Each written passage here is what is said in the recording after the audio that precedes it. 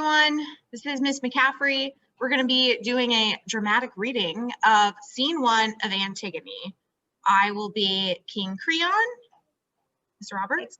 I'm Miss Roberts, and I'm playing the role of the Sentry. And I am Miss Maylee, and I am playing the role of Koragos. So Act 1, Scene 1. We'll go ahead and get started. But now at last, our new king is coming, Creon of Thebes, Maniacus' son. In the auspicious dawn of his reign, what are the new complexities that shifting fate has woven for him? What is his counsel? Why has he summoned the old men to hear him?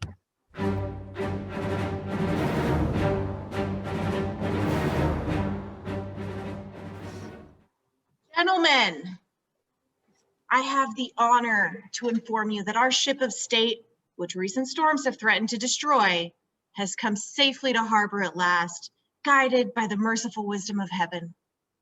I have summoned you here this morning because I know that I can depend upon you. Your devotion to King Laius was absolute. You never hesitated in your duty to our late ruler Oedipus. And when Oedipus died, your loyalty was transferred to his children. Unfortunately, as you know, his two sons, the princes, Eteocles and Polynices, have killed each other in battle. And I, as the next in blood, have succeeded to the full power of the throne. I am aware, of course, that no ruler can expect complete loyalty from his subjects until he has been tested in office. Nevertheless, I say to you at the very outset that I have nothing but contempt for the kind of governor who is afraid, for whatever reason, to follow the course that he knows is best for the state. And as for the man who sets private friendship above the public welfare, I have no use for him either. I call God to witness that if I saw my country headed for ruin, I should not be afraid to speak out plainly. And I need hardly remind you that I would never have any dealings with an enemy of the people. No one values friendship more highly than I, but we must remember that friends made at the risk of wrecking our ship are not real friends at all. These are my principles at any rate, and that is why I have made the following decision concerning the sons of Oedipus. Eteocles, who died as a man should die, fighting for his country, is to be buried with full military honors, with all the ceremony that is usual when the greatest heroes die. But his brother, Polynices, who broke his exile to come back with fire and sword against his native city and the shrines of his father's gods, whose one idea was to spill the blood of his blood and sell his own people into slavery? Polynices, I say, is to have no burial. No man is to touch him or say the least prayer for him. He shall lie on the plain unburied, and the birds and the scavenging dogs can do with him whatever they like. This is my command, and you can see the wisdom behind it. As long as I am king, no traitor is going to be honored with a loyal man, but whoever shows by word and deed that he is on the side of the state, he shall have my respect while he was living and my reverence when he is dead.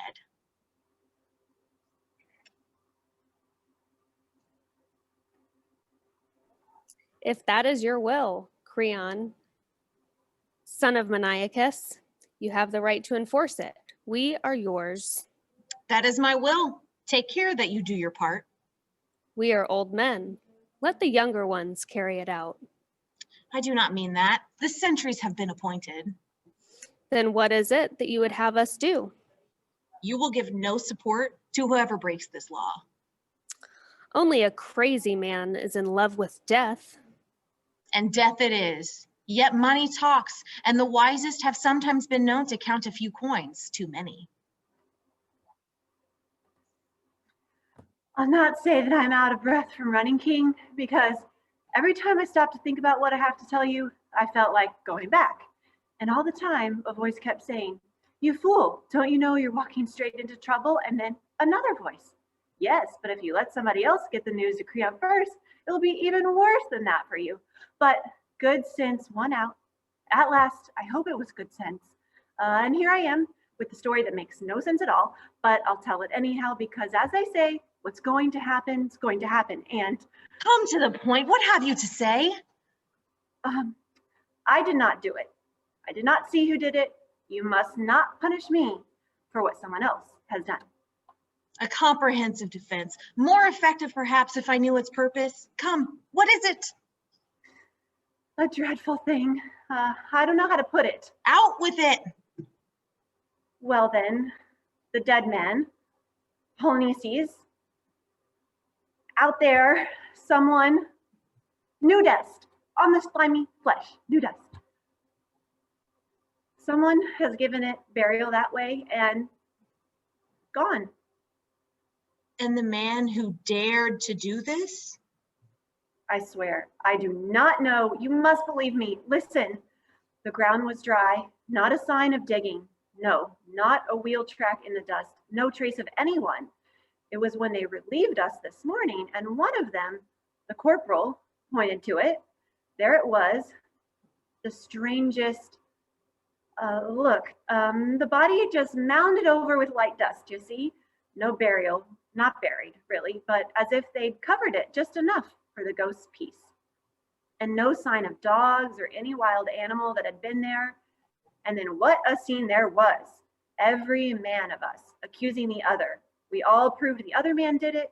We all had proof that we could not have done it.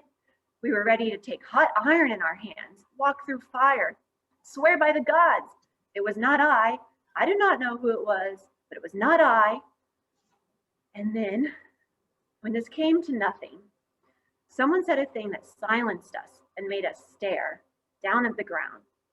You had to be told the news, and one of us had to do it.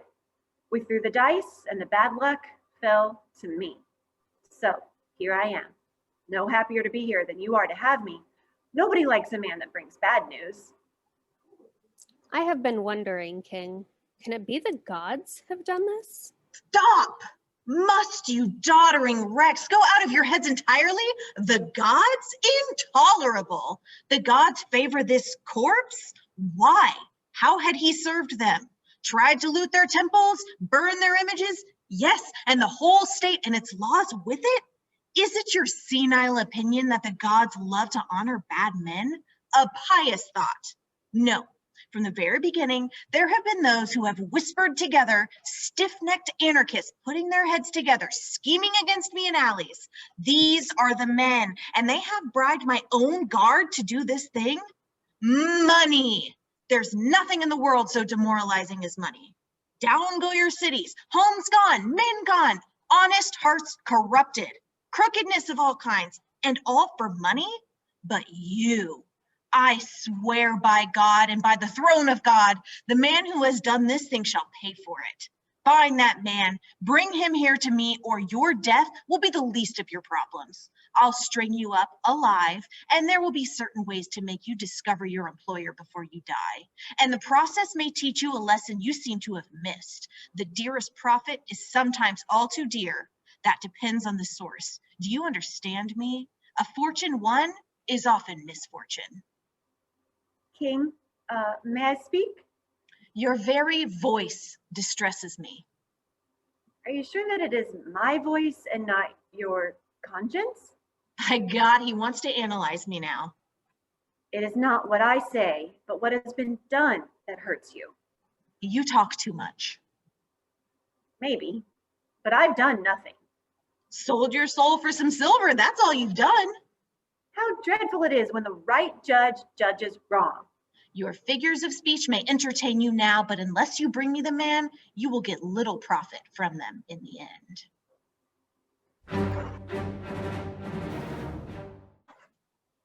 Bring me the man. I'd like nothing better than bringing him the man. But bring him or not, you have seen the last of me here. At any rate, I am safe.